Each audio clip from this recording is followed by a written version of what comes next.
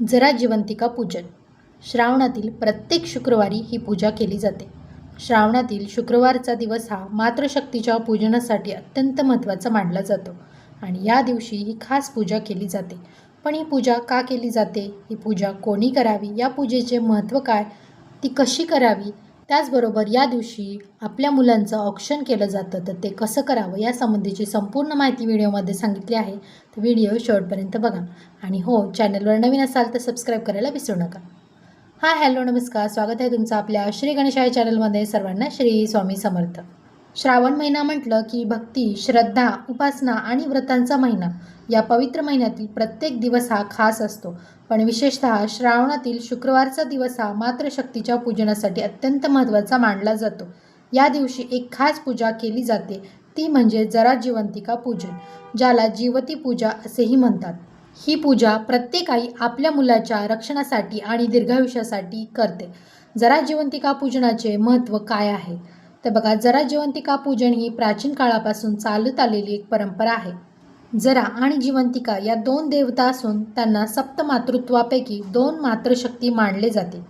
जरा म्हणजे मातार्पण आणि जिवंतिका म्हणजे जिवंत ठेवणारी, म्हणजे दीर्घायुष्य देणारी देवता. या पूजामुळे मुलांना निरोगी आणि दीर्घायुष्य मिळतं. लहान मुलांचे आजार आणि संकटापासून संरक्षण होते. या पूजेमुळे घरामध्ये सकारात्मक वातावरण निर्माण होतं आणि नकारात्मक शक्ती दूर होतात. शिवाय जरा जिवंतिका या देवता मुलांचे रक्षण करणाऱ्या महाशक्ती मानल्या जातात. त्यामुळे मुलांना वाईट नजर आणि इतर संकटांपासून संरक्षण मिळते. ही पूजा करणाऱ्या व्यक्तींना मानसिक शांती आणि आध्यात्मिक प्रगती प्राप्त होतं असं सांगितलं जातं. त्यामुळे श्रावणातील प्रत्येक शुक्रवारी जरा जिवंतिका पूजन केलं जातं. या पूजेसाठी महत्त्वाची गोष्ट म्हणजे जरा जिवंतिकेची फोटो किंवा प्रतिमा, चित्र, जे की बाजारामध्ये सहज उपलब्ध होतं. श्रावण महिना सुरू झाला की ही फोटो भिंतीवरती लावली जाते आणि त्याची पूजा केली जाते. या फोटोमध्ये नागनरसोबा, बुध आणि बृहस्पती यांचे चित्र देखील असते. तर ही फोटो संपूर्ण श्रावण महिना भिंतीवरती लावून ठेवावी किंवा पूजेच्या वेळे काढली तरी चालेल. तर यातील जरा जिवंतिकेचे पूजन आपल्याला या दिवशी करायचे असते.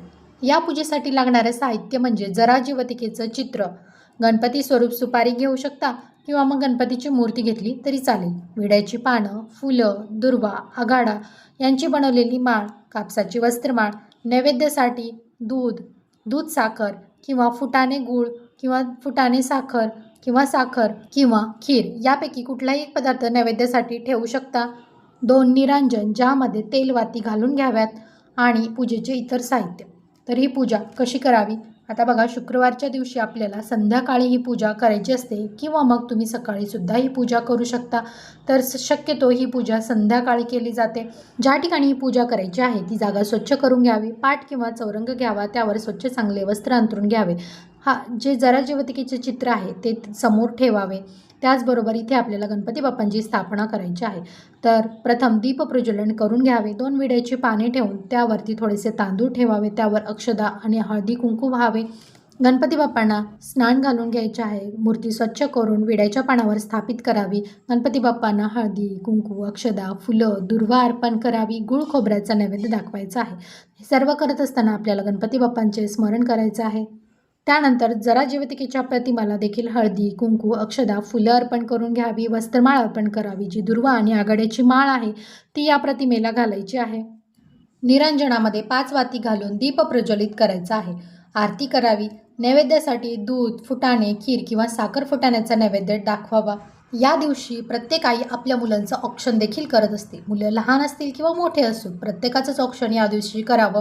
तर यासाठी मुलांना पाटावर बसवावं, त्यांना स्वच्छ चांगली वस्त्र घालावीत, त्यांना हळदी कुंकू लावावं, औक्षण करावं, साखर खायला द्यावी आणि ज्या दिव्यांनी आपण आरती केली त्याच दिव्यांनी मुलांचं औक्षण देखील करायचं आहे. आणि जर तुमची मुलं दुसऱ्या गावी राहत असतील, लांब राहत असतील, दुसऱ्या ठिकाणी राहत असतील नोकरीसाठी किंवा शिक्षणासाठी, तर त्यावेळेस आपल्याला काय करायचं आहे बघा, तरी देखील आपल्या मुलांचं औक्षण आपल्याला करायचं आहे. तर त्यावेळेस आपल्याला काय करायचं, मुलांचे स्मरण करायचं आहे आणि ज्या ताटाने आपण आरती केली होती त्याने चारही दिशांना आपल्याला ओवाळायचं आहे. प्रत्येक दिशेला थोडे थोडे तांदूळ टाकायचे आहेत. आपल्या मुलांच्या दीर्घ आयुष्यासाठी प्रार्थना करायची आहे. मुलं कितीही मोठे असले तरी ती आपल्या आईसाठी त्यांचं बाळच असतात. त्यामुळे प्रत्येक आईने ही पूजा करावी व मुलांना ओवाळते वेळी एक मंत्र म्हणायचा आहे, तो असा: जरा जीवंतिके देवी बालयुक्ते प्रमोदिनी रक्षावृत्ते महाशक्ती पूर्ण कामे नमोस्तुते. तर हा मंत्र आपल्याला म्हणायचा आहे. आता 2026 या वर्षी एकूण 5 शुक्रवार आले आहेत. तर 5ही शुक्रवारी आपल्याला अशाच प्रकारे पूजा करायची आहे. आता जर समजा तुम्हाला 5ही शुक्रवार ही पूजा करणे शक्य नसेल तर मग कुठल्याही एका शुक्रवारी ही पूजा अवश्य करावी आणि मुलांचं औक्षण नक्की करावं. त्याचबरोबर या 5 शुक्रवारपैकी कोणत्याही एका शुक्रवारी, मग तुम्ही पहिल्या शुक्रवारी करा किंवा मग शेवटच्या शुक्रवारी किंवा मग मधल्या कुठल्याही एका शुक्रवारी आपल्याला जरा जीवतिकेची ओटी भरायची असते. त्यासाठी एक पीस तांदूळ, सुपारी किंवा एक खोबळा घेऊ शकता. तर अशाच प्रकारे आपल्याला त्या दिवशी देखील पूजा करायची आहे. जरा जीवतिके मातेला हळदी कुंकू लावायचं आहे आणि ओटी भरायची आहे. तर ही ओटी तुम्ही स्वतः घरी ठेवू शकता किंवा मग एखाद्या शुक्रवारी किंवा शेवटच्या शुक्रवारी एखाद्या सुवासिनीला हळदी कुंकवासाठी बोलून त्यांना ही ओटी देऊ शकता. बऱ्याच ठिकाणी 5ही शुक्रवार सुवासिनींना हळदी कुंकू दिले जाते, परंतु 5ही शुक्रवार हे करणे शक्य नसेल तर या 5 शुक्रवारपैकी कोणत्याही एका शुक्रवारी तुम्ही शक्य तितक्या सुवासिनींना बोलवून, जर शक्य नसेल तर मग एका तरी सुवासिनीला बोलवून हळदी कुंकू द्यावं, त्यांना दूध, फळ, खीर खायला द्यावी आणि त्यांची ओटी भरावी, त्यांना प्रसाद दक्षिणा द्यावी. शुक्रवारच्या दिवशी आपल्याला उपवास करायचा असतो. तुम्ही फलाहार, दूध घेऊन उपवास धरू शकता किंवा मग बऱ्याच ठिकाणी निर्जला उपवास देखील धरला जातो. तुमच्या पद्धतीने तुम्हाला जे शक्य होईल त्याप्रमाणे उपवास करावा. त्यानंतर जरा जीवतिके मातेची कथा वाचावी किंवा ऐकावी, मुलांच्या दीर्घायुष्यासाठी आणि संरक्षणासाठी प्रार्थना करावी आणि पूजा झाल्यानंतर हा कागद तुम्ही पुढील वर्षासाठी जपून ठेवला तरी चालेल किंवा काही ठिकाणी याचं विसर्जन देखील केलं जातं. तर अशी श्रावणातील दर शुक्रवारी ही पूजा केली जाते. जरा जीवंतिका पूजन ही श्रावणातील एक महत्त्वाची परंपरा आहे, जी मुलांच्या दीर्घायुष्यासाठी आणि संरक्षणासाठी केली जाते. या पूजेमुळे केवळ संततीचं रक्षण होत नाही तर कौटुंबिक आणि सामाजिक बंधही दृढ होतात. श्रद्धेने आणि विधिवत पूजा केल्यास मानसिक शांती, सकारात्मकता आणि आध्यात्मिक उन्नती नक्कीच प्राप्त होते असं सांगितलं जातं. त्याचबरोबर जरा जीवतिका पूजन केल्याने स्त्रियांना अखंड सौभाग्य, सुख, शांती, संतती, सौख्य आणि कौटुंबिक समृद्धी लाभते असा दृढ विश्वास आहे.